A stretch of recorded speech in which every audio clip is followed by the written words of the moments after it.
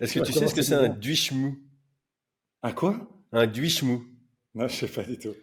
Parce que juste avant qu'on fasse le podcast, il y a ma femme qui était au téléphone et elle en a commandé 400. Et je sais pas, j'ai peur que c'est encombrant ou cher. Je sais Elle a pas appelé genre quoi. un établissement et elle a commandé 400 duishmu. Et 410 chevaux. Non.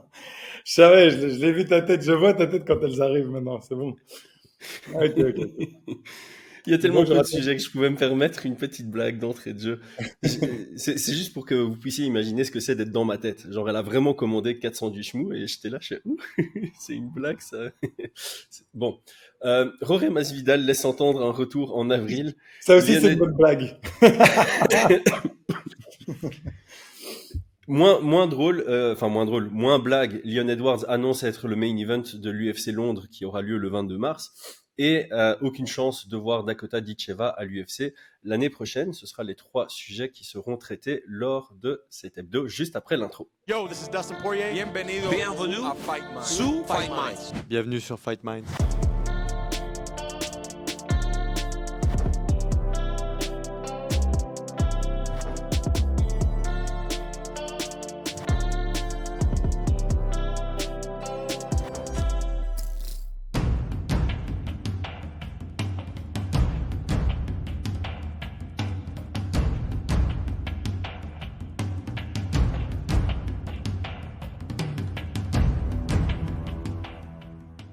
Quelle a été ta pensée quand Jorge Masvidal a annoncé... Déjà, il avait dit au micro de Fight Minds, quand tu l'as interviewé, qu'il comptait revenir après un petit détour en boxe anglaise. Aujourd'hui, il semble annoncer ça de manière plus officielle. Première chose, c'est qu'est-ce que tu penses de cette annonce? Et deuxième chose, est-ce qu'il y aurait des combats qui pourraient te hype pour son retour? Non. C'est Euh, clair. ouais, voilà, ouais, c'est clair. En gros, ben voilà, je suis très content pour ce qu'il a apporté au sport en termes de visibilité et d'entertainment. D'un point de vue purement sportif, bah, il y a eu des moments où voilà, on avait un prime Jorge Masvidal, pardon, qui tu dis, ok, voilà, là, il y a des moments de flamboyance, mais par contre, là, maintenant, vu ce que j'avais vu pendant ces derniers combats, je crois que je me pose vraiment la question que si même les personnes qui aiment juste la personnalité, qui aiment bien l'entertainment, je me demande même si eux sont hypés par ça. Il a une communauté qui est très forte, hein. Mhm. Miami, c'est vraiment chez lui, mais même dans cette communauté, je suis pas certain que les gens soient vraiment très hypés ou impatients de le revoir. Maintenant, peut-être que je me trompe, hein. Je me dis, je sais qu'il y a une mentalité qui est totalement différente aux États-Unis quand tu les entends. Tu vois, tu es à la sortie de l'UFC là-bas, tu les entends un petit peu parler et tu sens que c'est un petit peu plus genre, tu as envie de drama et de bagarre et Ouais, de sang et de machin. ouais. Et ce qu'il apporte, tu vois, ce qu'il apporte, donc ça m'étonnerait pas qu'il y ait un intérêt par rapport à ça, mais j'ai pas l'impression que l'UFC soit vraiment très hypé non plus. Même quand il l'avait dit à ce moment-là, on n'avait pas eu, même dans nos commentaires à nous, on n'avait pas eu oh génial, on a impatient qu'il revienne, tu vois. Après, voilà, nous, on construit une communauté sans se jeter des fleurs, mais plus des spécialistes ou fans de stratégie, de technique, et donc je pense voilà, nos commentaires vont peut-être pas refléter C'est ça, ce c'est ça. qu'on pourrait voir aux États-Unis ou même en France, mais sous un autre public. Je pense que on en avait déjà parlé dans certains podcasts, mais il n'y a pas beaucoup de notre audience qui regarde uniquement les main events et co-main events de pay-per-view. Pourtant, en Ah, France, il c'est y a vrai, beaucoup c'est de vrai. gens comme ça. On a déjà eu des commentaires, hein. Il y a déjà quelques personnes qui ont commenté sous nos vidéos en disant ben, moi je suis typiquement le profil dont vous parlez, profil qui regarde main event comme main event des gros événements et de temps en temps un main event dans Fight Night quand le nom est attractif. Et donc effectivement, là j'ai écouté un podcast aujourd'hui d'Américains qui étaient un peu dans ce trip-là et ils sont assez suivis. Donc je pense que effectivement il y a peut-être aux États-Unis un plus gros intérêt porté sur la name value que sur ce qu'ils sont encore capables de produire en cage. Et il y a Ouais, peut-être c'est ça, moins c'est cette ça. frustration sur des profils, tu vois, qui sont plus du tout à leur niveau. Je vais prendre un exemple de quelqu'un qui combat ce week-end, Vicente Luque. Pour moi, c'est quelqu'un qui, voilà, il est l'ombre de lui-même. Donc son combat m'intéresse peu le week-end qui arrive, surtout par rapport à la qualité de la carte qu'on a au 310. mais je pense qu'il y a encore beaucoup de gens intéressés par ces combats à lui, et par conséquent, je pense que le nom Jorge Masvidal et le fait qu'il ait fait vibrer pas mal de monde sur son trio, je sais plus c'était dans quel ordre, mais Darren Till, Askren, Ned Diaz pour la BMF, il y a encore des gens qui vont s'attacher à ça et par conséquent s'attacher au nom qu'est Jorge Masvidal. Et donc son retour dans la cage, c'est un peu comme si à toi ou à moi on dit Khabib revient ou Georges Saint-Pierre revient, tu vois. Et encore, tu vois, même, ouais, bah, bien sûr, je serai hypé et tout, enfin, c'est sûr, je vais pas dire non, tu vois, mais Georges Saint-Pierre revient, bah, enfin, il a un âge, quoi, et on voit ce que ça fait l'âge, il y a des règles Oui, ouais, ouais. de physique, tu vois, et je serais trop content, mais j'aurais plus peur pour lui qu'autre chose, tu vois, je me dirais, bon, j'espère qu'il va Bon, pas... alors disons, lui c'est peut-être Regarde, exagéré, mais alors, Zabit Magomed-Sharipov, ok, bah, il justement, revient, moi ça me fait péter un plomb, ok, tu voilà, vois. non, je suis d'accord, Zabit, on est d'accord, mais tu vois, par exemple, je te rejoins, il y a même des métriques qui le montrent, tu vois, si jamais tu dis à un Américain moyen qui regarde du MMA, et tu prends toutes les, allez, on va dire à 100 Américains, tu vois, comme ça, tu as un petit peu de tout. Ouais. Moyen, donc qui pèse 150 kilos, quoi. L'américain moyen, c'est ça. C'est un fire aujourd'hui. Un fire. Non, non, je vais le dire dans le sens représentatif de la moyenne Ouais. des personnes qui regardent le MMA. Ben, si tu dis, OK, voilà, on va prendre un welterweight qui est en train de monter, et tu dis, voilà, il vient de battre Moussaev ou Malatov, tout le monde s'en fout. Il a battu Ned Diaz. Ah ouais, il doit être trop Ouais, fort. Tu ouais, vois. ouais, ouais, ouais, Et, ouais. et c'est ça que je veux dire, c'est que bah, j'adore, enfin, j'aime bien l'entertainment aussi, tu vois, mais bon, il y a des niveaux. Et tu peux dire ce que tu veux, c'est qu'il y aura toujours des gens qui seront intéressés par ça. Mais même malgré tout ça, je me demande si s'il y aura toujours cet intérêt, tu vois. Parce que ce qui est fou avec Nate, et la grosse différence avec Nate et Jorge, c'est que en gros, Nate, même s'il perd, même s'il perd, mais les 5 rounds, tu Il sais qu'il y a gagne. toujours moyen qu'il fasse une dinguerie et il gagne, tu vois, il Non, gagne dans le cœur des il gens. gagne parce qu'il suffit qu'il te mette un slap et les gens vont parler du slap. Contre Edward, il se fait malmener pendant 24 minutes et 30 secondes, puis il met un Et, truc de ouf. et Et il lui c'est vrai fait que un le fuck, comeback est il lui fait dingue, un mais fuck, tout tu le monde a vois. parlé de ça plutôt que de la performance de Edward. Donc ouais, il y a ce truc chez Nate Diaz où ses communications d'après-combat, if it was a street fight, blablabla. Mais en soi, franchement, s'il n'y avait pas de round, c'est vrai que ça change beaucoup, tu Ouais. vois. Ah oui, bien sûr, Ouais, tu vois. mais alors fallait faire un sport où il n'y a pas de round. Ouais, c'est ça. Bah, du coup, voilà, c'est ça que je dis, c'est que pour moi, je pense que souvent, et c'est ça qui est un petit peu triste, c'est que quand tu vois des personnes qui ont atteint le top niveau tant d'un point de vue sportif qu'un d'un point de vue entertainment, Mhm. j'ai l'impression tu as une sorte de sensation incroyable. Tu arrives dans un stade, il y a tout le monde qui crie pour toi. Tu mets un KO et tu sens quelque chose qui doit être. Voilà, je crois que ni toi ni moi savons ce que c'est que de mettre un KO dans un stade. Dans un stade, Qui... non. Non, non, mais ce que je veux dire par là, enfin, tu vois, avec tout le public qui crie, etc., ça doit Ouais, créer quelque bien sûr, chose ouais. d'énorme. Et à partir du moment où tu perds en, sorry pour les anglicismes, relevance, je sais pas comment est-ce qu'on dit. J'ai toujours eu du mal à le traduire celui-là. Et en plus, on m'a déjà dit en commentaire, traduis-le par, et ça m'est sorti de la tête. Euh, Euh, je sais, enfin bon, voilà, crédibilité, mais je sais pas si ouais, c'est. Enfin, ouais, enfin, voilà, tu es donc encore en fait, crédible, ouais. voilà, c'est ça, c'est que j'imagine que à partir du moment où tu as tout ça, tu as cette vague, et puis après, ça commence à redescendre et tu l'as plus, ça te manque, tu veux revenir. Tu Bien veux te dire, sûr. ah, je veux hyper les gens, je veux de nouveau être là, etc. Mais bon, il y a un C'est moment addictif où. de dingue, le MMA. Ouais, c'est addictif. Et le MMA à haut niveau, ça l'est encore plus. Et ça peut te faire péter un plomb. Et c'est pour ça que je pense qu'on voit beaucoup de cas de gens qui pètent un câble après leur prime parce qu'ils sont incapables de retrouver les sensations. Et C'est ça une peut vraie. t'amener soit à une dépression, soit à chercher ce type de sensation sur, malheureusement, les seuls éléments disponibles qui peuvent te faire péter ta dopamine soudainement. Donc tout ce qui est drogue, alcool, sensations Ouais, fortes, quand on voit. abusées, ouais. Moi, j'ai vu, quand j'ai vu Nick, bon, on n'en a pas parlé d'ailleurs dans le truc, mais moi, ça m'a vraiment fait mal au cœur, tu vois. Les Ouais, gens d'ailleurs, il devait rigolent, je combattre sais pas si t'as contre vu la Vicente vidéo. Luque, dont on a parlé juste avant, mais ouais, c'est pas drôle. Ouais, c'est ça, c'est que, bon, il y a clairement une crise en ce moment avec tout ce qui est fentanyl, drogue dure, etc. aux États-Unis.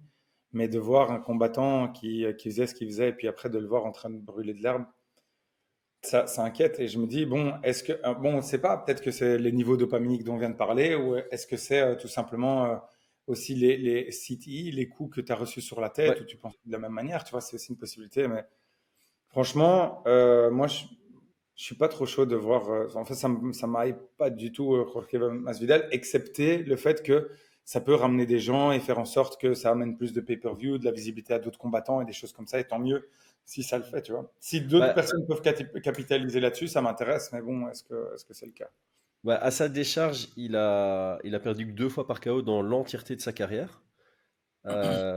Ses 4 derniers combats, c'est 4 défaites consécutives, donc c'est 2 fois Ousmane, dont un KO, et Covington pardon, et Burns à la décision. Donc, Bon, à sa décharge, t'as l'impression que son palmarès, il est pas bon. Maintenant, c'est juste que c'est un petit peu le passement de flambeau, donc la génération juste avant ouais, le passage de flambeau, pardon, qui arrive enfin, qui est en déclin, tu vois. Ousmane, Covington, Burns, bah voilà, c'est plus des noms mm, qui sont très actuels. Enfin, avec tout le respect, je veux dire, c'est pas la nouvelle génération qui est en train de monter. Tu bien dis, sûr. ah, ouais, ok, Après, je te parle de, enfin, tu vois, tous les combats, c'était 2020, 2021, 2022, 2023. Donc, il a combattu 1 fois par an sur les 5 dernières années. Euh, il n'a pas oui, non, combattu en pas 2024. 2024. Non, non, pas, ouais, pas chez nous. En 2019, il avait combattu 3 fois. Bah, il a fait sa série Till, Askren, Diaz. Ouais. Donc voilà, les noms qu'on a cités, ils sont maintenant un peu en déclin, mais au moment où il les a rencontrés, c'était encore le haut de la division. Donc en un sens, un retour de Jorge Masvidal me dérange moins, par exemple, que un combat supplémentaire pour Tony Ferguson, par exemple. Tu vois, Jorge Ah Masvidal. oui, oui, mais bon, vas-y, tu prends un extrême aussi, tu Non, non, vois. non, mais Non, mais oui, Nick Diaz, évidemment que je prends un extrême, Nick mais Diaz, tu vois. Jorge Masvidal, on sait ce qu'il vaut maintenant. Il s'est fait lutter contre Burns, il s'est fait lutter contre Covington. Il a perdu contre le champion au moment où il était champion en Ousmane. Ça peut m'intéresser sur base de son adversaire. Si tu lui mets pas un lutteur et que tu nous offres un combat fun entre 2 vétérans, Thompson, par quoi. exemple, ça peut m'intéresser. Donc moi, il y a 2 combats qui peuvent me faire peut-être un peu peur, parce que l'UFC pourrait jouer là-dessus, c'est les combats ultra hype. Il y a Jorge Masvidal qui revient, il va demander sa somme d'argent, on a besoin de rentabiliser ça. Il pourrait le mettre contre Max Holloway en mode BMF originel contre BMF actuel, en mode c'est en welterweight, donc tu as un peu cette définition du BMF qui reste pour Max Holloway. Je sens que l'UFC serait capable de faire ça. Avril, ça veut dire 6 mois après le KO de Max Holloway. En termes de timeline, voilà. Moi, je t'avoue que je suis pas méga hype par ça, mais de l'autre côté, je me dis, c'est un peu à ça que sert la BMF. Ouais, Max, je d'accord. préfère le voir re-rentrer en lightweight en mode sportif, en mode j'ai encore quelque chose à faire dans ma carrière. Mais si ce genre de combat peut lui offrir un Red Panty Night, s'il y avait quelqu'un qui le mérite actuellement, c'est Holloway. Et trouve-moi un contre-argument au fait que la ceinture BMF soit mise en jeu entre le BMF actuel et le BMF originel avec 2 catégories de poids d'écart, Ouais, dont moi, le favori serait celui qui est beaucoup plus léger de base. je crois que tu allais me dire, genre, un striker à qui on donne une dernière visibilité, genre Thompson ou un truc comme ça, tu vois. Mais le rematch Thompson, ça c'est un combat qui pourrait m'intéresser. Maintenant, leur premier combat n'était pas exceptionnel, mais je pourrais m'intéresser à ça. Euh, Kevin Holland, c'est peut-être la meilleure option selon moi. Ah, c'est vrai, Kevin Holland, ouais. Mais bon, je serais pas épais. C'est pas méchant, je serais pas épais. Je le Mais c'est pas le regarderais, truc et qui va me voilà, faire quoi. ouh, tu vois, je suis trop Ouais, content, mais ça m'intéresse et je trouverais ça chouette parce que je me dis, ok, Kevin Holland, il a toujours été limite top 15, tu vois, gatekeeper top 15. ouais. Jorge Masvidal, il a eu une carrière qui était bien supérieure en termes de performance à celle de Kevin Holland, mais voilà, ça fait il a plus gagné depuis 2019. Donc sur papier, on pourrait partir du principe que ça peut être relativement équilibré entre Kevin Holland et Jorge Masvidal. Et en fait, c'est ça qu'on recherche, c'est un Jorge Masvidal qui revient dans un combat serré. Parce que l'UFC, moi ce qui me fait peur, il y a 3 options qui me font vraiment peur, en fait, pas 2. Donc Max Holloway, j'en ai parlé. Leon Edwards en main event de Londres, il serait capable de le faire parce que d'un point de vue marketing, c'est très facile avec le 3-piece et le soda, qui s'est passé, qui Mais plus alors est, là, franchement, en ouais. Angleterre. Et Mais ça n'a est-ce aucun que... sens d'un point de vue sportif, mais on connaît l'UFC d'un point de vue Non, non, marketing, ils sont on est capables de d'accord, faire mais quelque chose. est-ce que tu vas avoir... Enfin, Mais Léon Edwards, je suis Léon Edwards, je signe tous les jours debout sur la table.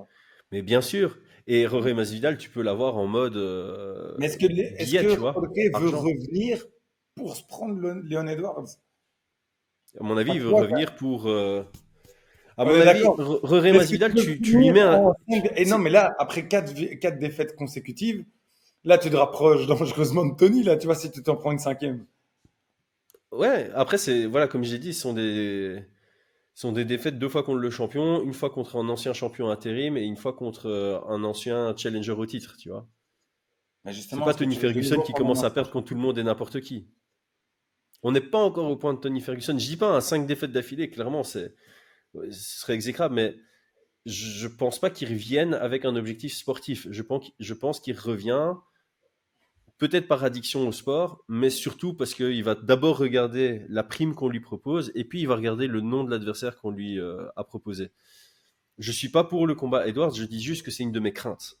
Justement, parce que je sais que l'UFC en serait capable. Parce que Franchement, Leon Edwards, c'est toujours juste ça. pour Edwards, Edwards, ils ont je suis toujours fait content. ça. Ils ont voulu le. Ils vendent pas et ils savent qu'il a un talent et donc ils ont toujours voulu le vendre. Ils ont voulu le mettre contre Khamzat Chimaev pour lui donner une name value. Ils l'ont mis contre Ned Diaz et ils ont toujours essayé de se dire, ok, ce mec-là, c'est potentiellement notre futur champion. Il faut qu'il gagne en visibilité avant d'atteindre ce titre. Et là, typiquement, il a été champion, mais il n'a pas gagné de hype pour autant, j'ai l'impression.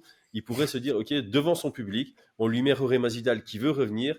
Et en plus de ça, on sait marketer ça, comme on avait marketé Khabib contre McGregor avec le diable jeté sur enfin le trolley, ouais non c'est diable, hein, jeté sur un bus. Bah là ils vont marketer ça avec le 3-piece season soda et ils Ah seraient ouais, je suis capables de d'accord. vendre un package sur place avec vraiment 3 pilons de poulet et un soda à un prix Mais dérisoire t'imagines que là, de 25 pounds. juste pour terminer ce sujet, alors t'imagines que là, on est en train d'essayer de voir quel sujet serait intéressant. C'est un combat qu'on a nommé Thompson, où le combat était pas bon, Edwards, où ce serait un faire-valoir, et encore pas mérité, et un troisième, je sais même plus, c'était qui le troisième? Holloway pour BMF. Voilà, et qui pour moi, enfin, c'est Holloway qui va en welterweight enfin non, ça m'intéresse pas. Mon option préférée, je te le dis, c'est Kevin Holland.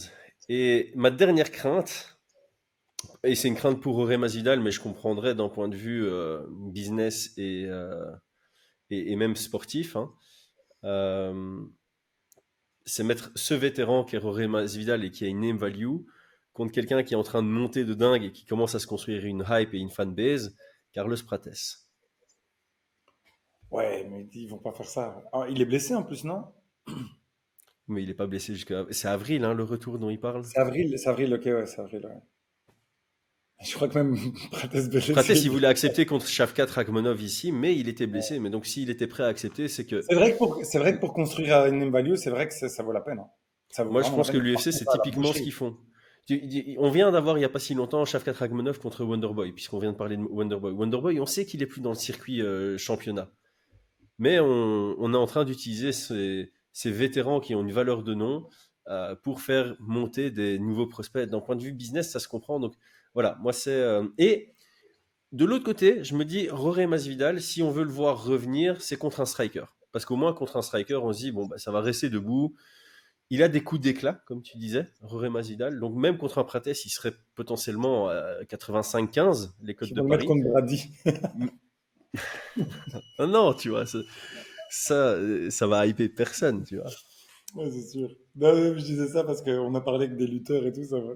Imagine Ouais, pas. mais vraiment, je pense que Roré, voilà, l'UFC doit le mettre contre un striker. Et là, clairement, Max Holloway, Leon Edwards, Prates, Wonderboy, Kevin Holland, les 5 qu'on a cités sont des options qui vont plaire au public américain qui regarde plus la valeur de nom que ce qui peut se passer dans la cage.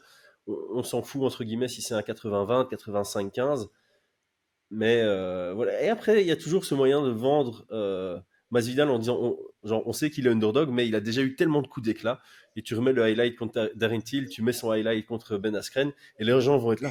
Ouais, il y a trop moyen, il faut que je regarde ce combat. C'est vrai, C'est c'est facile vrai. à marketer, c'est ça le truc, c'est Ouais, que. c'est vrai. Et finalement, tu vois, on n'a pas beaucoup de sujets cette semaine, mais on a tapé 20 minutes de discussion sur ça, Mais quoi. moi, j'arrive pas à croire qu'on arrive à parler 20 minutes de ça, franchement. Enfin, On est des passionnés, ou alors Non, on est non, des c'est sûr, mais ce que stupides, je veux dire par ou là, les c'est que deux. pour moi, la réponse était non, next sujet.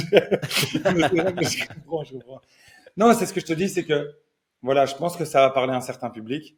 Moi, tout ce que tu viens de me dire, ça m'intéresse pas trop, quoi. Même pas Kevin Holland? Enfin, oui, ok. Kevin Holland, franchement, en fait, bon, là, je suis un peu biaisé. C'est juste, je trouve que Kevin Holland, il a tellement fait pour pour l'UFC. Il a toujours été là dans les short notice, venir se battre. Il a pris des Khamzat, Ouais, mais vraiment, justement, là, franchement. Ah ben justement, c'est pour ça que je dis, ouais, je ok. suis trop content pour lui. Ok, comme ça. Mais je suis biaisé dans le sens, c'est un des combattants qui était le plus cool avec moi. Pour ceux qui se rappellent encore des vidéos, il m'a fait trop rire et je me dis, enfin, un Ouais, enfin, il a combat failli où on mettre n'en un high voit kick pas. pendant qu'il s'échauffait avant le combat, mais bon. Juste avant, en plus, c'était une dinguerie, ça, c'était une dinguerie. Et justement, donc je dis, ce gars est vraiment super cool. Et je me dis, je serais trop content pour lui qu'il ait un combat comme ça. S'il peut finir de cette manière-là, tant mieux. Mais c'est plus la partie humaine qui parle. C'est pas que je me dis, euh, je le regarderai. Et encore, c'est le combat le plus intéressant de tout ce que tu as nommé, c'est celui-là. Parce que c'est deux strikers et puis qu'il y a un peu des inconnus. Et puis ils sont chouettes, ils sont divertissants. Mais d'un point de vue sportif, c'est pas le truc où je me dirais, ah, je suis trop content d'aller Ouais, le voir. je pense qu'en fait, cette annonce potentiellement un UFC à Miami en avril, et tu mets ça en premier ou deuxième combat de carte principale d'un pay-per-view, ça passe. Non, mais t'as vu ce qu'ils ont mis là maintenant pour le combat de ce week-end en préliminaire? Sterling contre qui encore Evloev. Evloev. Ouais, mais là, il y a de nouveau un coup bizarre. Ça, honnêtement, je peux pas concevoir. C'est quoi les autres combats de la carte principale? Attends, parce que Non, on mais a. ils ont des combats de fou, enfin de fou. Non, Pour mais des prélims et pré-prélims, même en pré-prélim, il y a des chouettes combats. non, Hein. mais attends, tu peux pas avoir Bryce Mitchell, tout le respect que j'ai pour lui, mais il s'est fait éteindre de dingue contre Josh Emmett il y a un an. C'était son dernier combat. Contre fucking Kron Gracie. Ouais. Tu peux pas avoir ça en main card avec un Evloev contre Sterling en préliminaire, d'autant plus que Evloev contre Sterling n'est même pas le headline. Parce qu'à la limite, tu aurais un contre-argument en disant, ouais, c'est le headliner de la carte préliminaire, parce qu'on sait que l'UFC aime bien mettre un beau combat en avant à ce moment-là pour pousser des achats last minute. Mais là, ils ont juste mis Evloev Sterling dans le ventre mou, un invaincu contre un ancien champion, tous les deux dans le top 8 d'une des divisions les plus complexes du moment. Tout ça pour nous taper un Kron Gracie. Mais en Alors oui, fait, Gracie, ça a de la valeur de nom de 1993, mais aujourd'hui, il n'y a plus aucun Gracie, et c'est pas une insulte, tout le respect que j'ai pour cette famille, ils se sont pas modernisés en termes de MMA, il n'y a plus rien. Kron Gracie, son dernier combat, c'était contre Charles Jourdain, je pense, c'était un scandale. ouais. Attends, Mais Kron... mais en fait, c'est juste, je crois que c'est juste pour Mitchell parce qu'ils essayent de capitaliser dessus. Parce que si tu te rappelles, parce que la Terre est plate. Mitchell non, mais il est très apprécié aux États-Unis. Hein. Bon, tu vas me dire, c'est vraiment les États-Unis de mainland, tu vois. C'est un gars qui leur parle et franchement, je comprends pourquoi. Pas que je sois fan de lui, mais quand il a perdu les vidéos qu'il faisait après, etc. Je comprends qu'il y a des gens qui s'identifient à lui et qui disent OK, on a envie de monter. Et avant ça, il avait une hype. Hein. Bon, il y avait Topuria aussi qui était passé dessus, mais Ouais, mais enfin, tu vois, à la limite, justement, en parlant de Topuria, tu vois, Sterling contre Evloev, c'est le Evloev qui vainqueur. peut avoir un truc. Ouais, c'est ça, c'est un vrai truc. Ouais, donc tu as besoin de vendre le vainqueur de ce combat, alors que, sorry, mais Mitchell qui gagne, tout le monde s'y attend. Ça fait quoi? Un retour aux portes du top 10 de la division. Il va devoir encore construire son jeu. Il s'est fait J'ai pas allumer compris. par Moi, Topuria, il s'est fait allumer par Emmett.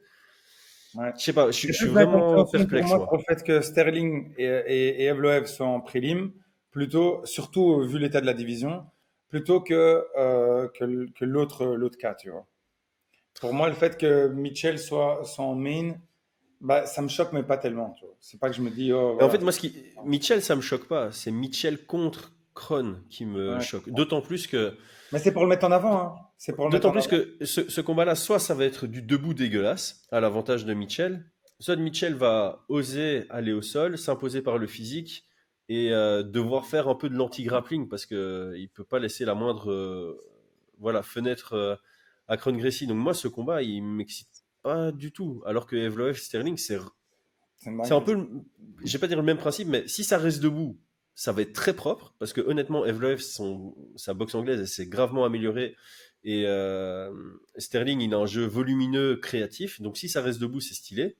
Et si ça va au sol, je trouve ça plus intéressant Evloev contre Sterling au sol que Mitchell contre Gracie au sol. Donc honnêtement, je suis un peu honnêtement dégoûté du choix de l'UFC là-dessus.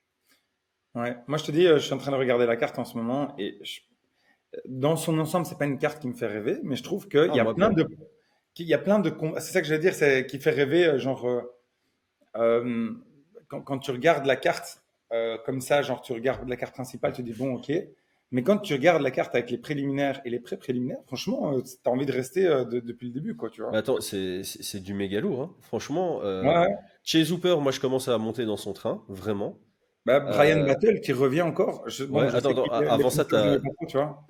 Cody Durden contre Joshua Van, ça c'est vraiment à ne Mais pas Van, il manquer. était exceptionnel. T'as vu le Ouais. combat où il se fait mais éclater la jambe avant et il Mhm. revient comme mais un retour incroyable. C'était pour moi le combat de la soirée, c'était lui. Ouais, mais franchement, et effectivement, Brian Battle en plus contre Randy Brown, c'est vraiment un combat très fun. Reyes contre Smith, c'est l'un ou l'autre. Sur papier, ça m'excite pas, mais ça peut vraiment délivrer. On a parlé de Evloev contre Sterling. Luque contre Gorimbo, ça dépend de la version de Luque, je dirais. Michael Chiesa contre Max Lui, Griffin, encore une il est fois, en ça très peut. préliminaire, hein. Ouais. Chiesa très préliminaire. Et puis, et la carte principale, Landwehr contre Du Ho Choi, ça c'est une pépite de combat. Ça, c'est la guerre. La Non mais guerre. non Alors, mais ils c'est l'ont ça? pas et c'était un combat, j'invite tout le monde à le regarder. Landwehr, je sais jamais si on le prononce bien ou pas, mais c'était Contre Onama. exceptionnel. Ouais, Ben, en fait, Onama, mais faites-vous plaisir, les gars. Si vous n'avez pas vu ça, allez voir Landwehr contre Onama, ouais, puis ou avant, regardez Du Ho Choi contre Cub Regardez ces deux voilà, combats-là. ouais, c'est ça. Et je viens de vous vendre le pay-per-view. Juste pour ça, vous allez mettre les 20 balles sur la table pour regarder le pay-per-view en direct. Non, mais ce combat exceptionnel. En plus, le pire, enfin, je sais pas si tu te rappelles de ça, mais troisième round, Lanoer avec Onama, il lève les C'est un bras et tout malade. pendant le combat. C'est un fou, c'est C'est un un fou, malade. c'est un fou. Et c'est le genre de gars qui porte bien son surnom, je trouve. Nate the Train. Ah ouais, Landwehr. ouais, Ouais, ouais, je kiffe, 100%. The Twin, franchement. c'est trop fort, c'est trop Ouais, fort. ouais, ouais. C'est, non, vraiment, ouais, mais c'est fan de violence, regardez ce combat. Et on est en train de l'hyper, après, ça va être un combat au point, là, tu vois. Non, c'est impossible, mec, c'est impossible. Landwehr va prendre un knockdown au premier round. Soit Du Mhm. Ho Choi va réussir à le finaliser derrière, soit il va pas le finaliser derrière et il va perdre le deuxième et troisième round. Et voilà, j'anticipe un peu la Ouais, vidéo que je Onama, ferai demain quoi. matin Onama. non, après-demain matin avec Brian. Je crois que je vais mettre une unité sur Du Ho Choi. Je vais regarder en live. Et si ça passe le premier round, je mets une unité en live sur Landwehr qui sera à plus 500 parce qu'il aura pris un knockdown dans le premier round. Et il va revenir et je suis gagnant dans tous les cas, tu vois. Voilà, c'est bien J'ai résumé, ma franchement, c'est bien stratégie. résumé. C'est bien résumé. Mais, Deuxième sujet. On waouh. n'a pas encore. Attends, ça fait presque une demi-heure, on n'a pas encore En plus, abordé on le s'est dit, deuxième sujet. franchement, il n'y a Alors pas qu'avant beaucoup la vidéo, on se de disait, elle va durer 12 minutes cette vidéo, cette c'est ça, hebdo-là. c'est ça. Vas-y pour deuxième sujet. Leon Edwards a annoncé qu'il serait le combat principal de l'UFC Londres le 22 mars. Mhm. Logique, selon moi, assez logique. Je pense pas que Thomas Spinal sera sur la carte. Et donc le deuxième nom anglais qui sort pour l'instant, c'est Leon Edwards. Le troisième, ce serait Paddy Pimblett, tu vois, qui ferait Ouais, sens. c'est Hein. ça. Paddy Pimblett en main event chez lui, ça pourrait être logique aussi. Et donc si Leon Edwards l'a dit, je pars du principe que c'est correct. Il y a une bonne option, une mauvaise option et une option acceptable, selon moi, pour les adversaires. Ok, attends, parce que il y en a une qui est pas possible, mais moi, j'aurais rêvé de ça, mais bon, c'est vraiment, ça Ah, abuse de. Roré Masvidal, ouais, non, c'est pas possible. T'as rêvé de ça? Attends, mais moi, je croyais que la prochaine à Londres, ça allait être numéroté, ça l'est pas alors? J'espère que non, parce que honnêtement, tout le débat qu'il y a eu sur numéroté, combat de nuit et tout, j'ai pas trop envie que ça se reproduise trop souvent. Ah ouais, je À ce t'avoue que prix-là, moi, je préfère les. Si on doit avoir des pay-per-view dans cette région-ci, et quand je dis région, c'est pas géographiquement, mais c'est en termes de horaire, alors Abu Dhabi, parce qu'à Abu Dhabi, ils mettent le ticket pour que ce soit aux heures locales.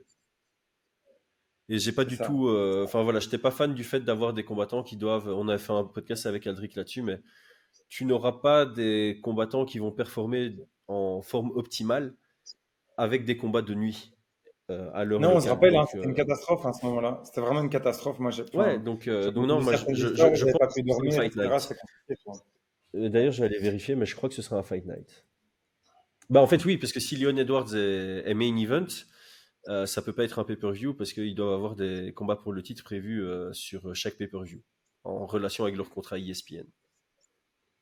Bah, du coup, là, Et je te je confirme, regardais. UFC Fight Night 255. Ah, c'est Fight Night. Ok, ok, ok. Donc, c'est sûr. Ouais. Euh, Bon, alors, moi, déjà, en fait, c'est ça que j'étais en train de dire, c'est que, bon, je sais que c'est pas possible, mais je sais que c'est tellement nécessaire pour Benoît d'avoir une victoire. Maintenant, c'est pas le cas, tu vois. Mais je m'étais dit, franchement, j'aurais trop aimé avoir Paddy, mais c'est beaucoup trop tôt, tu vois. Mais j'aurais trop aimé avoir Paddy pour Ah, Benoît. pas dit Mais contre je pense Benoît en co-main event de cette carte ou quoi? ouais, mais bon, c'est pas possible. Enfin, je pense pas que. Enfin, bon, Non. connaissant Benoît, peut-être que ça l'est, Enfin, mais bon. connaissant Benoît, C'est ça que c'est oui, ce que je lui, veux il serait dire. C'est ce que je chaud. veux dire. Ouais, Mais il serait j'espère chaud. que non. J'espère que non.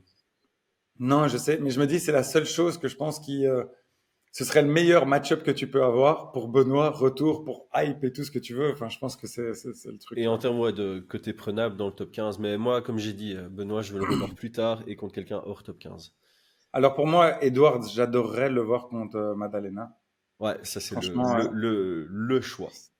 c'est ouais, pour moi, c'est le, ouais, ce combat parce que je vois, bon, je dis, Ousmane, c'est fait. Rakhmonov, on en a, bah, il est déjà pris.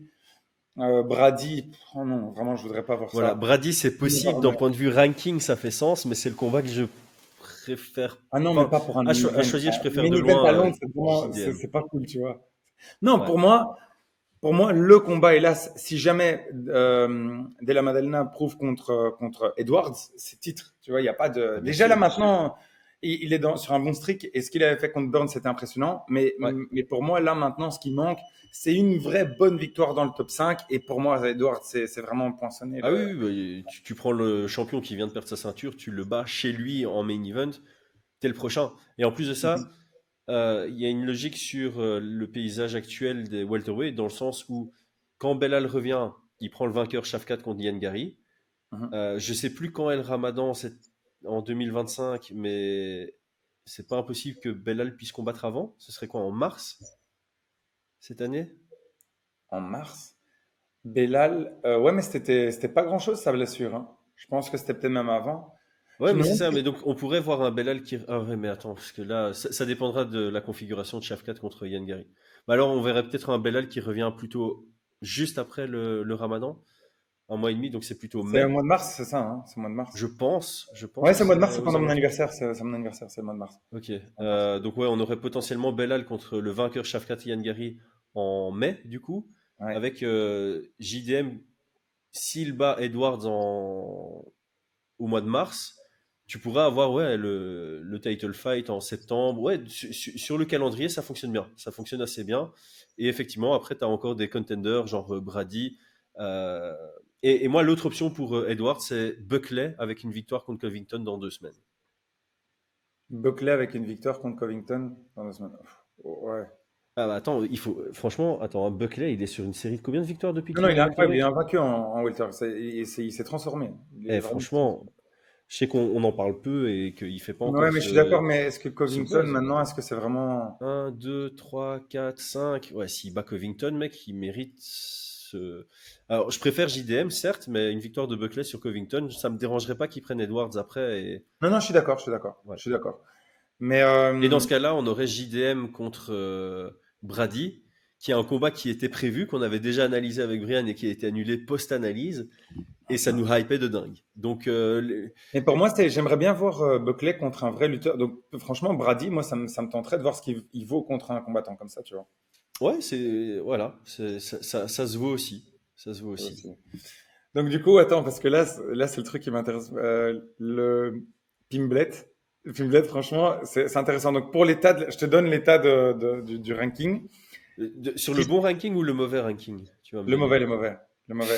Celui sur lequel ils vont se baser, en tout cas. Fais un peu la pub, mec. On est d'accord. Non, eh ben, après, franchement, je suis curieux que tu nous dises où il Ok, en est. ouais, Donc, je te je viens de propose l'ouvrir. déjà. Ok, ok, ok. Donc, moi, je te donne déjà l'état actuel des choses donc chez les lightweights. T'as Paddy qui est 13e. Ça aurait été trop cool pour Benoît qui est 12e. Ça aurait été top. Mhm. Mais bon, c'est pas possible. En dessous, Bourbier, Jalen Turner. Je crois que jamais ils vont lui donner Jalen Turner. Enfin, parce que je crois que Jalen Turner n'est pas au niveau. enfin, du ranking comparé à ses compétences. Pour moi, c'est juste, il a fait une erreur énorme avec son walkout raté. Ça, c'était, non, pas son walk-off raté.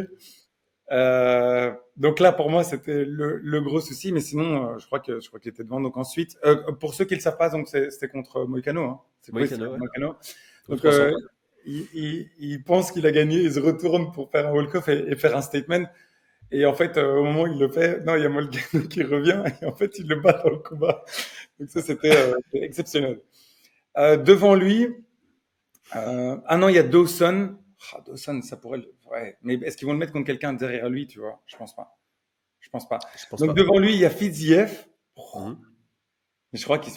Moïcano, ouais, Moïcano, mais Moïcano est sur tellement une bonne dynamique. Mais bon, il cherche l'argent. Donc Moïcano, Moni Moïcano, je crois qu'il voudrait bien Paddy Pimblett en main event. Ouais. Donc c'est possible. Et puis il y a Gamrod, Chandler, c'est quand même haut. Hein. Chandler, chez moi, il est même pas dans le top 15. Hein. Mais Je sais. c'est impossible à critiquer. Regarde, hein. Attends, Attends, viens, on termine juste par rapport à ce Vas-y, qu'ils ont comme information parce qu'ils n'ont pas notre cœur, mais on est d'accord. Mais donc, du coup, Hooker, c'est.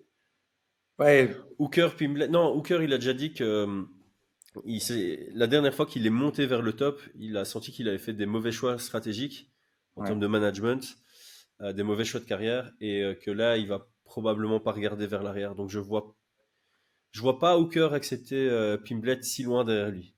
bon alors, Surtout si c'est pas pour un main event. Donc moi personnellement, dans mon classement, dans notre classement Fight Minds, il y a une égalité avec Pimblett à la 8e place. C'est Mateusz Gamrot. 8e place, Ah ouais, hein. Pimblett est 8e. 8-9 quoi, ouais. Et il est sur une série de victoires, hein. Ouais, De mais dingue, c'est mathématique, hein. Chandler chez nous, il n'est pas dans le top 15, donc déjà t'enlèves une place du top 15 de l'UFC, parce que Chandler, il a 2 victoires à l'UFC. Il a Dan Hooker qui remonte à 2021, Ouais, non, et il je a sais. Tony Ferguson qui était à sa 4e ou 5e défaite consécutive. En dehors de ça, il a que des défaites, donc il n'a pas pris beaucoup de points. Chandler, je comprends pas. D'accord, mais alors pour la pondération, tout ce qui est. Ah non, mais non. Tu gagnes pas de points sur une défaite, peu importe contre qui, tu vois. Il n'y a pas de sport où tu gagnes des points sur une défaite. Non, Au d'accord, foot, non, tu d'accord, peux dominer 89 minutes, tu encaisses à la dernière minute, c'est 0-1, tu prends Non, 0 mais points. il y a quand même Dana White qui avait dit oui, mais bon, si tu perds et c'est close contre quelqu'un qui est vraiment bon, alors tu gagnes des points, tu vois. Alors, il y a une exception qui est faite sur les splits. Sur Oui, les ça, on est splits, d'accord. chez nous, tu peux gagner un peu de points parce que ça veut dire qu'il y a une partie de la population qui te voit gagner. Mais Chandler, il a Mais 0 split. Hein. S'il y a bien un Chandler, truc, il a pas fait des splits. il a pas de split. Il a split de temps en temps ses arcades, mais il n'a pas de split decision, tu vois. Donc, Non, mais Gamrot, c'est chaud quand mais même. en fait, regarde, donc, j'ai plutôt de te donner notre classement et tu vas voir que Paddy Pimblett fait du sens à ce niveau. Donc, on a Makhachev en 1, Oliveira, Tsaroukian, Max Holloway, Oliveira est Gaethje. devant Tsaroukian, ça je kiffe. Mais il y a une split, donc encore une fois une partie de la population, et depuis, Charles Oliveira a gagné sa petite victoire qui le fait pousser devant. Contre Après, quelqu'un qui n'est pas top 15. ouais, mais en fait, juste après le combat, vraiment, Tsaroukian était juste devant Oliveira. Ok. Et la petite victoire, ça le fait passer juste devant. Ça se joue vraiment à rien du tout, quoi. Ok. Donc, Holloway, Gaethje, Poirier, Moïcano, Dan Hooker, Gamrot, Pimblett, égalité. Turner, Green, Dariush, BSD, Fiziev, Faresiam. Wow. Est-ce qu'il y a quelque Ouais. chose qui fait pas sens? Enfin bref, on n'est pas là pour vendre le ranking. Franchement, Fares pour Angleterre-France, ce serait une dinguerie, mais bon, ils vont jamais faire ça. Non, je pense que pour moi, Pimblett, ça va être Moïcano, ça va jouer entre Moïcano et Gamrot, selon moi. Fiziev, c'est chaud, tu vois, c'est une belle opposition de style et tout. Non, mais Fiziev, c'est trop je crois chaud. que Il détruit Pimblett, comme ils ça, veulent, après, il ne plus capitaliser dessus, tu vois. Pimblett, ils veulent le vendre. Ouais, je crois qu'ils vont peut-être pousser pour Hooker, en fait, t'as peut-être raison. Mais... Non, bah, franchement, parce que là, je te disais, si j'étais l'UFC, et je te dis pas si c'était Ah, moi. si je suis l'UFC, je lui propose Chandler, moi. Ouais, c'est ça. Parce que C'est dans leur Chandler. classement, Chandler, il est encore bien classé. C'est Chandler, Ouais. c'est Chandler. Pour moi, Chandler vieillissant, qui a de la hype, et si jamais il gagne, il arrive à prendre un nom. les gens, ils pensent que Chandler, c'est Ouais. pas, c'est top 5, tu vois. Ça va quand même être un sale. N'empêche, quand ils pensent, ça va être un gros Fight Night. Mais après, quand ils vont à Londres, ils font souvent des gros Fight Night. Parce que si tu as Edwards contre Jack Della Maddalena en main event et Pimblet contre Chandler en co-main C'est une event, franchement, dinguerie. pour un C'est une Fight dinguerie. Night, c'est Ouais, déjà du c'est une dinguerie. solide. Et après, tu sais que juste derrière, il y aura Molly McCann, mon gars. Ça va envoyer du. Non, je rigole. Ouais. Non, mais je pense que ce qui va se passer, je crois que ça va être Moïcano. Mais Moïcano a déjà dit sur son podcast qu'il était intéressé. Mais je sais pas s'il l'a dit, mais en tout cas, vu le profil de Moïcano, il est très lucide. Il se dit, moi, la thune facile, je prends, tu vois. Ouais, ouais. Enfin, je dis pas que D'où c'est son surnom. facile, Ouais, mais facile dans la catégorie des ouais, lightweights. ouais, bah Il prenable, c'est pas dit à ce niveau-là, tu vois. clairement. Et puis, t'as une certaine logique. Moïcano, il est venu à Paris battre BSD. Il va vouloir Ouais, aller à Londres. Alors, Londres n'est pas Liverpool, mais voilà, les Américains, ils connaissent pas la différence, donc ils pourront le vendre comme ça, tu vois. ouais, c'est fou. Donc, T'imagines? Ah ouais, mais par contre, si Paddy prend Moïcano et qu'il gagne, c'est une dinguerie pour le faire monter. C'est vraiment une dinguerie. bah là, voilà, chez nous, il Ce est serait dans le trop top cool de 10. voir des seuls À entre eux, l'UFC, il par est quoi? contre. 12, tu disais? 12, c'est ça? À l'UFC, il est 13. C'est Benoît qui est 13. 12. Ouais. Et Ça Moïcano va. est 10. C'est pas. Mais bon, Moïcano vient de gagner, peut-être qu'il veut voir de l'avant, mais j'ai l'impression que Moïcano n'est pas tellement pressé de voir de l'avant. Non. Moïcano, il dit qu'il va plus perdre, c'est tout. Ouais, c'est Et ça. si tu perds plus, tu montes. Même si tu regardes un peu derrière toi. Donc, Ok, mais ouais. du coup, euh, juste comme ça, mais le sol, j'aimerais trop voir des phases de sol entre les deux. Vraiment, vraiment. Ah C'est ouais, pas ouais. une blague. J'aimerais vraiment voir. Moïcano contre Paddy Pimblet, si ça touche le sol. Au même titre que Pimblet contre Gamrot, si ça touche le sol, ça va être très fun. Très, très fun. Ouais, ouais, ouais, je suis Et d'accord. d'un point de vue style de grappling, je pense que ce sera encore plus dynamique si on a du Gamrot Pimblet. Qui ont tous les deux Ouais, des c'est jeux un sûr. peu plus scramble-based. Alors que Moïcano commence à être un peu plus Non, mais pour moi, c'est le Grand control-based, on and va dire. Pound. Moi, c'est le Grand and Pound que je veux voir. Je crois que tu vois, je crois qu'il va y avoir du.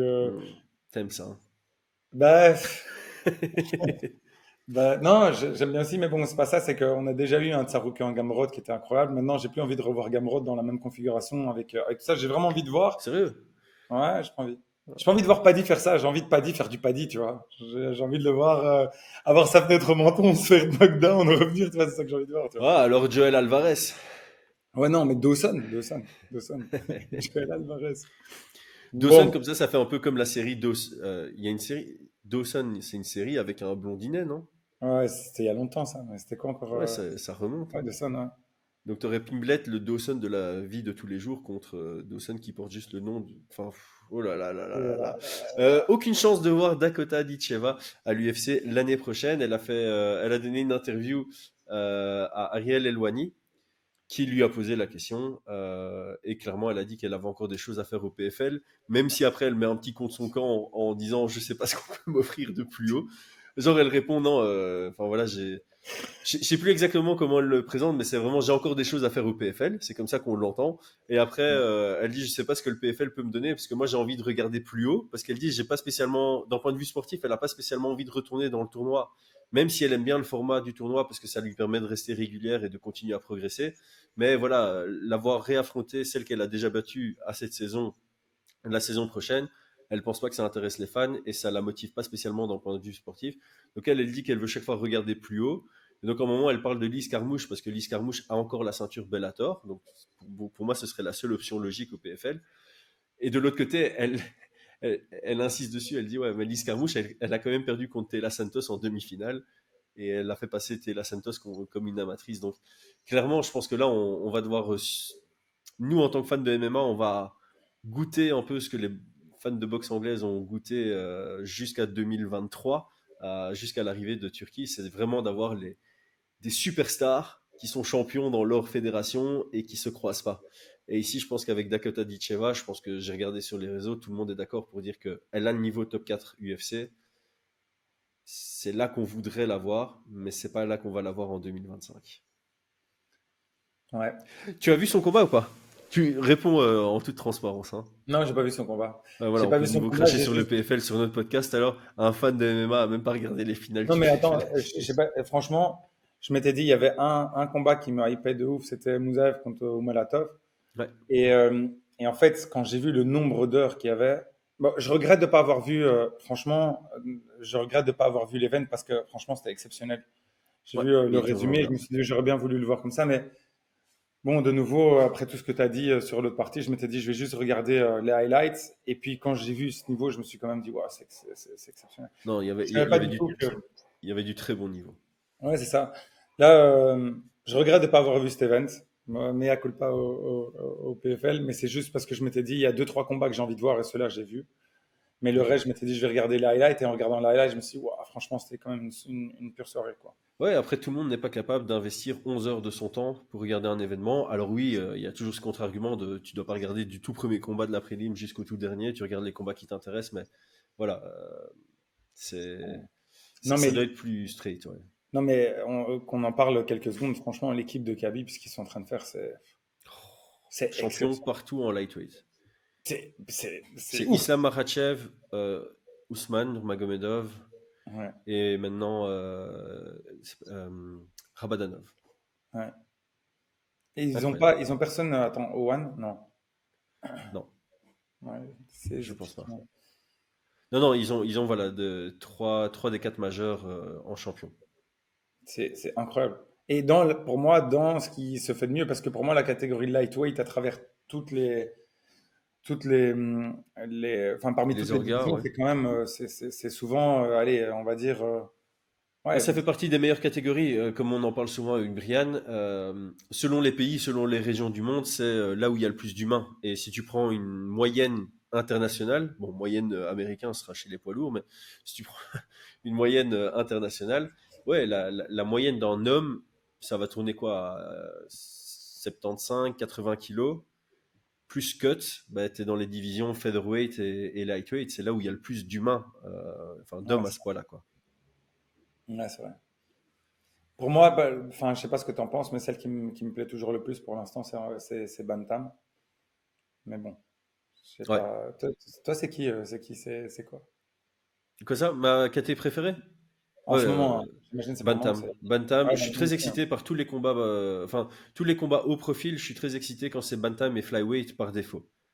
Ouais, c'est Genre ça. par défaut quand t'as flyweight, si t'as Moreno, Ouais, c'est un peu Royval comme ou Pantoja, je vais d'office être très hype. Et puis certains autres noms, Kaikara France, Herseg, ça peut, enfin tu vois, c'est un combat qui me hypait pas mal. Chez les bantamweight, tu prends n'importe qui du top 10 contre n'importe qui du top 10, je vais être super excité. Il y a même des combats hors top 15 qui m'intéressent. Et puis j'ai de moins en moins cette sensation dans les autres divisions, mais voilà, limite ça va Ouais, crescendo, crescendo, on va dire, mais à l'envers, quoi. Plus on monte dans les poids, moins je suis excité. Même si pour l'instant, je parle beaucoup de la division middleweight, moi qui m'intéresse beaucoup, c'est parce ça. qu'il y a un essor de nouveaux noms, beaucoup de nouveaux grappleurs avec tous des styles de grappling différents qui sont en train de bien me hype. Donc, C'est fou parce ouais, que le middleweight, franchement, il y a encore pas si longtemps, c'était compliqué, tu vois. Alors que là, maintenant, je trouve qu'elle est vraiment super intéressante. Et moi, rien que pour tout ce qu'il y a chez les lightweight, moi, voilà. Moi, les lightweight, c'est vraiment une catégorie que j'adore.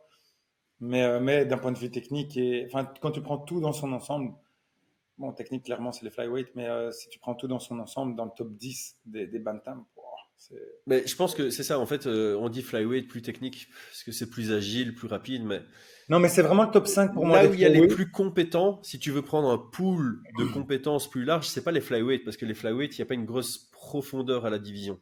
C'est Dès ça que que tu j'ai dit, sors c'est du top top 5. 8, Pour moi, c'est top 5, c'est voilà. ça, ouais, c'est top 5. Alors que bantamweight, tu peux vraiment regarder des combats Top hors top 20. 15, tu as vraiment l'impression d'être dans le top 5 d'autres divisions, quoi.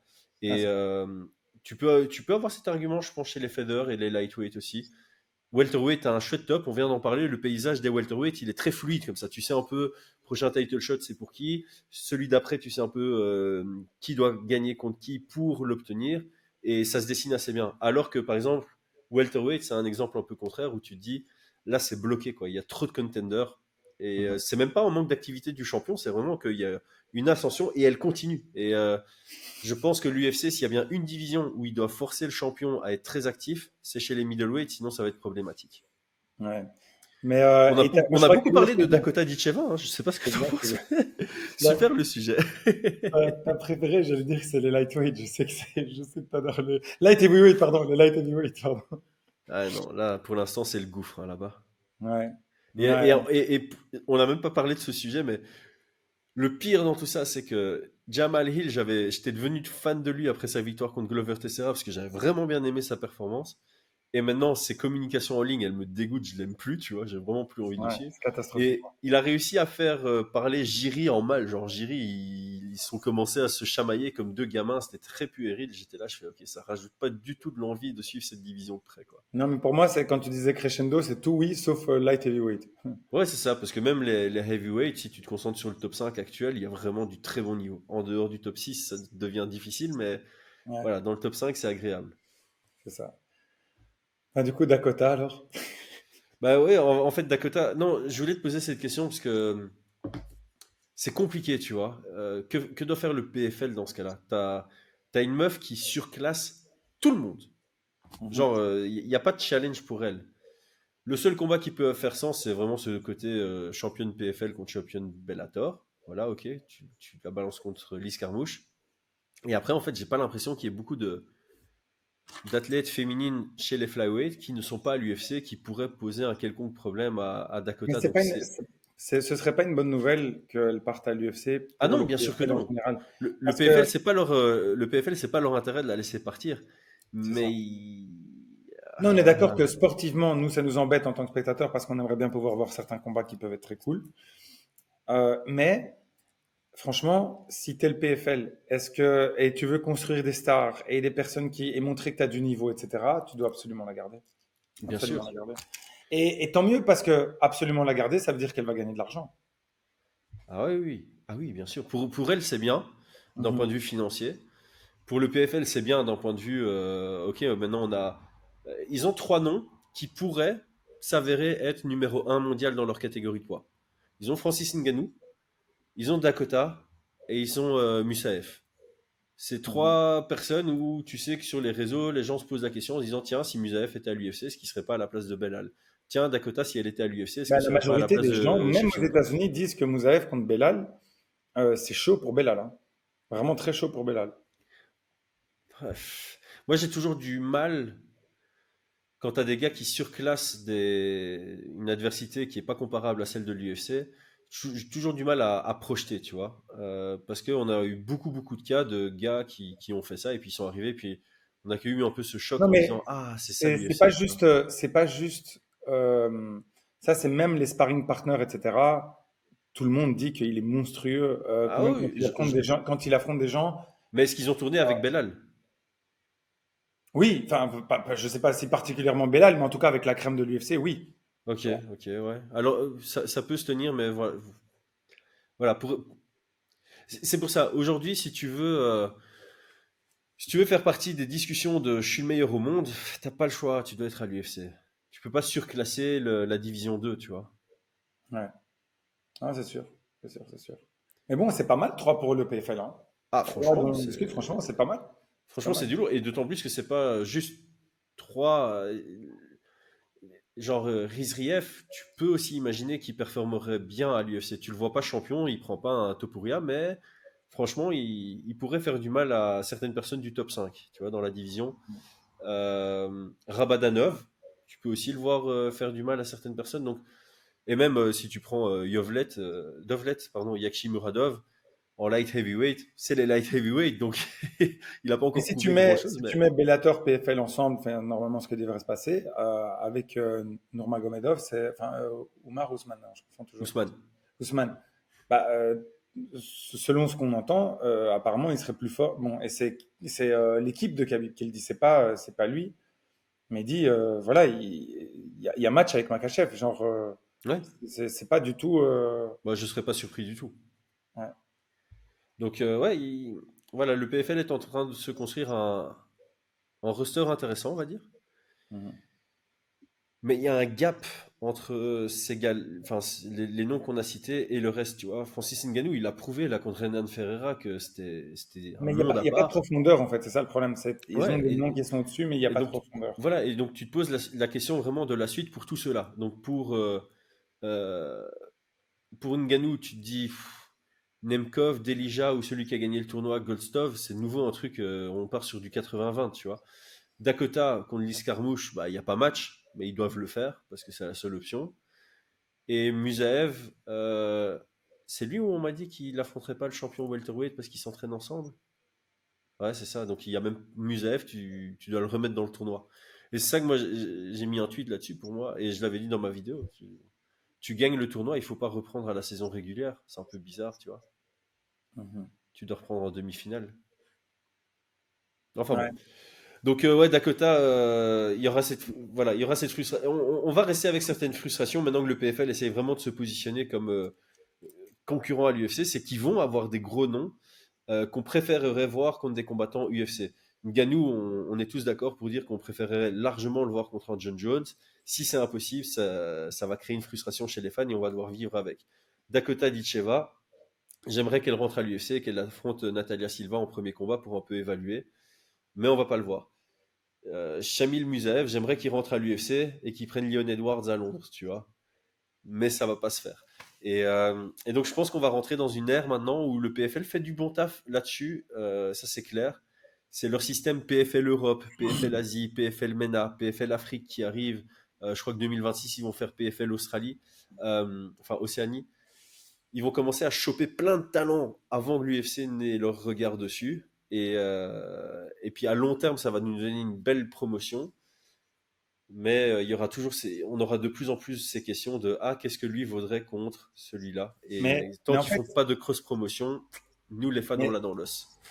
ouais, je sais, mais je trouve ça compliqué de dire, voilà, on aimerait bien qu'il y ait des alternatives à l'UFC pour qu'on puisse voir enfin une concurrence et qu'alors que les combattants soient bien payés. Et puis une fois que le PFL essaye de le mettre en place, bah, tu es obligé de commencer par avoir peu de profondeur. Quand je parlais de peu de profondeur, c'est Ouais, vous avez un ranking de 1 à 15 et vous avez peut-être deux ou trois noms qui sont très intéressants dans le top ouais, 3, mais après, il y a rien du tout. il C'est y a un ça qu'on veut gouffre. dire Ouais. par profondeur. Et c'est ça qu'on disait juste avant, c'est que dans la catégorie des light heavyweight, il y a peu de profondeur. Dans la catégorie des bantamweight, il y a énormément de profondeur. Même en dehors du top 15, il y a des monstres. Et donc, du coup, euh, pour moi, il faut que ça se construise, que ça mette un petit peu de temps. Et donc, c'est pour ça que je suis content qu'il commence à avoir des vrais noms. Et peut-être qu'un jour, on arrive à avoir quelque chose de cross-promotion, mais je crois que c'est pas dans l'intérêt, vu les expériences qu'a eu Dana White Non, dans le passé avec les cross-promotions, ça s'est mal passé pour lui, donc il en a un goût amer. Sauf quand c'était l'UFC qui n'était pas la première division, ouais, le promotion. premier promoteur qui était à l'époque le Rising, je pense. C'était qui Pride. Pride, ouais, Pride. Donc du coup, voilà, je pense qu'il sait très bien que ça peut être un tremplin pour le PFL et donc il le fera pas, quoi. Non, il le fera pas. Il le fera pas. Mais le seul moyen qu'il le fasse, c'est vraiment un truc genre Turquie qui vient avec une somme tellement astronomique que c'est impossible à refuser. Quand on voit la carte qui vient d'annoncer d'ailleurs Turquie en boxe anglaise pour février, si je dis pas de bêtises, t'as vraiment l'impression que tout est possible avec l'argent. Donc pourquoi pas. PFL a de nouveau communiqué en disant il y a qu'une personne qui manque, dont il manque la signature pour Jones contre Ngannou, c'est l'UFC. Et d'un point de vue communication, ils font ce qu'il faut faire, hein, ça c'est clair et net. Mais voilà, ici j'émets juste mon avis. Moi j'ai l'impression qu'on va rentrer dans une ère et de plus en plus où on va devoir vivre avec certaines frustrations de ne pas savoir. Parce qu'il y a vraiment quelqu'un qui surclasse au PFL et on se pose la question de tiens, qu'est-ce que ça vaudrait contre la crème de la crème qui est bloquée à l'UFC. Ouais, c'est vrai, c'est vrai, c'est vrai. Et Dakota, on va commencer avec Dakota et Musaev. Il y avait je terminerai avec ça, c'est que j'avais écouté Clément Marco qui disait un truc super intéressant. Donc Clément, il aime bien se spécialiser et faire beaucoup d'analyses sur tout ce qui est, on va dire, combattant de l'Est. En gros, il aime bien regarder les phases de sol et voir un peu tout ce qui se fait. Et il avait prédit il y a pas mal de trucs, hein, genre roll-by, la montée de roll-by de chaque VAT, etc. Il disait, voilà, écoutez, c'est vraiment des monstres, regardez ce qu'ils font.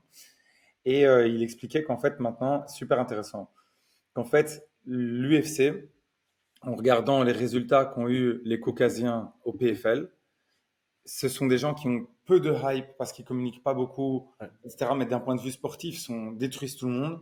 Ils se disent qu'ils vont vraiment essayer de limiter le nombre de Caucasiens, comme l'en avait déjà parlé Fernand à l'époque, en disant qu'il avait énormément de Caucasiens et de Brésiliens qui se battaient pour quasi que dalle et qui voulaient tous venir là. Il avait des piles comme ça avec des records incroyables, mais qui disaient que c'est compliqué de les marketer. Mais en plus, ils deviennent champions, que tu n'arrives pas à avoir des champions, soit locaux ou des gens avec une vraie hype, et qu'à chaque fois c'est ça, c'est compliqué. Et donc, du coup, L'UFC, je crois pas qu'ils veulent absolument avoir tous les meilleurs. Je pense qu'ils veulent avoir un mix entre les meilleurs et les plus marketables, quoi, tu vois. Ouais, mais en fait, c'est ça le problème, parce que toi qui es fort là-dessus, tu vois, quand tu annonces une mission ou une vision d'entreprise, tu dois t'y tenir et tu dois avoir des actions qui sont en ligne avec ça. Et il y a plusieurs interviews de Dana White qui dit l'ADN de l'UFC, c'est avoir l'élite de notre sport et les mettre les uns contre les autres. Mhm. Et il parle pas de marketing là-dessus. Alors effectivement, l'UFC est un business et on sait comment ça tourne. De l'autre côté, Non, pour moi, c'est pour moi, c'est un argument marketing. Attends, je dis pas qu'ils ne le font pas, mais ils ne le font pas exclusivement. ouais, c'est ça. Donc, c'est ça que je veux dire, c'est que oui, ils prennent les meilleurs et quand tu regardes dans le top mondial, c'est l'UFC. Mais par contre, combien de fois est-ce qu'il n'y a pas des combattants qui sont exceptionnels, mais qui préfèrent, oui, mais ils préfèrent prendre d'autres personnes qui ont plus de hype que les Ouais, personnes exceptionnelles, tu vois. ouais, mais du coup, t'es plus en mode absolument l'élite contre l'élite parce que Ça. je pense qu'ils vont se mordre les doigts pour Dakota parce qu'elle est ultra marketable. Mhm. Ils doivent se mordre les doigts pour Ngannou parce que voilà, il est encore plus marketable maintenant qu'il est parti de l'UFC. Par Bah contre, oui et non. effectivement, Musaev, à mon avis, il s'en fout un peu parce que il y a quelques personnes qui se disent c'est potentiellement le meilleur welterweight, mais encore une fois, les casus, les fans dont on parlait, qui seront excités par le retour de Jorge Masvidal, qui représente la plus grosse partie, ben eux, ils connaissent pas Musaev. Et donc l'UFC C'est peut ça. masquer un peu cette partie-là. Il y a plein de gens qui savent pas qui est ce gars. Plein. Et même Léo Malatov, etc., qui sont très très forts. Il avait quoi? Je crois 17-0, 18-0, un truc comme ça. C'est Ouais, énorme. c'était 17-0 contre 19-0 le combat. Ouais, c'est ça. Donc du coup, ouais, moi je pense qu'il y en a plein. Et donc c'est ce que disait Clément. Il y a des gars où on sait que c'est vraiment très compliqué et on le voit à l'entraînement, etc. Et que voilà, c'est juste parce qu'ils ont des noms en Eve, en Ov, en tout ce que tu veux. Ils disent que tu peux pas remplir le truc. Et on le voit d'ailleurs avec certains combattants français. Comment il s'appelle encore allez, Abduragimov? voilà, merci. Ouais, ouais, c'était off, F, off. Abduragimev. Moi, je n'arrive même plus à concentrer. J'ai toujours des problèmes avec les noms et enfin, je crois que vous l'avez remarqué. Mais Abdul, vraiment, je crois qu'il y avait moyen de faire quelque chose avec lui Bien et sûr. surtout avec toute la hype et tout ce qu'il essayait de faire, il y avait une traction. Et pour moi, ils se disent, bon, ben, on doit mettre un quota de off, F, Ah, etc. Tu vois. peut-être que ça va Et changer. pas que dans son cas, tu vois. Non, non, Peut-être pas dans son cas, mais je parle en général, tu vois. tu vois, depuis la pandémie, ils viennent plus souvent à Abu Dhabi. Maintenant, depuis cette année, depuis l'année passée, il y a Riyad, où ils Ouais, mais commencent pour à faire prendre qui? plusieurs événements. Sharaputine. Ils prennent Sharaputine. Parce que Non, Sharaputine, mais c'est le bon exemple. Voilà. C'est le meilleur exemple. C'est tu te dis, OK, on va construire une hype à partir d'un gars, mais entre lui et Mouzaev, il n'y a pas photo. Mais tu as la gueule du pirate avec l'œil un peu spécial. Où, d'ailleurs, Bispingli, ouais. ben voilà, il peut pas, ouais, comme Bisping, mais il peut pas combattre aux États-Unis avec ça. Mais ils se disent, bon, bah, pour ces marchés-là, ça fonctionne très bien, on va essayer de la hyper, tu vois. Ouais. Maintenant, t'as vu, ah, on aurait pu en parler, Shimaev qui poste une photo de Trump sur Twitter, un peu en mode Ah, j'ai pas vu ça. ah. Ah, genre, Sans rien le dire, il a retour, posté une photo le de retour. Trump, tu vois. Si Et même, je m'attends toi à ce qu'il gagne un combat et qu'il aille saluer Trump, tu vois, genre à Miami ou New York, et vous dire, non, mais je pense qu'il a peut-être posté une photo de Trump en mode je peux aller aux États-Unis maintenant. Donc, waouh. Dricus, I'm coming Mais from your ass, man. s'il y a bien un truc qui était positif sur ce fait que Donald Trump et Dana White soient autant amis, c'est quand même qu'ils puissent faire quelque chose pour Shimaev, Ah tu bah vois. ouais. La rela- Franchement, le- franchement. Ouais, il y a que le network qui compte, les gars. Je suis très Ouais, mauvais là-dedans, mais il y a que le réseau qui compte. président des États-Unis, c'est quand même un vrai network. Là, on parle de quelque Ouais, chose. ouais. T'as quelques accès avec ça, je pense, hein. Ouais, c'est ça. Bon, on a Ah, débordé de bon. ouf. Au final, ce sera notre J'adore, épisode le plus long. on commence l'épisode avec, à mon avis, ça va être plié vite fait, et au final, on a, bon, c'est chouette parce que c'est une conversation de passionnés et entre potes, etc. Mais c'est bien, franchement, Entre potes malades et tout ça, donc et voilà. nickel. Même Les malade, on est amis, là. Même malade, on est là. Voilà. ouais, c'est ça. Même malade à combien? 6 heures de décalage horaire, on est là. Bon, les amis, merci beaucoup. À Ciao, bientôt. ciao. Ciao.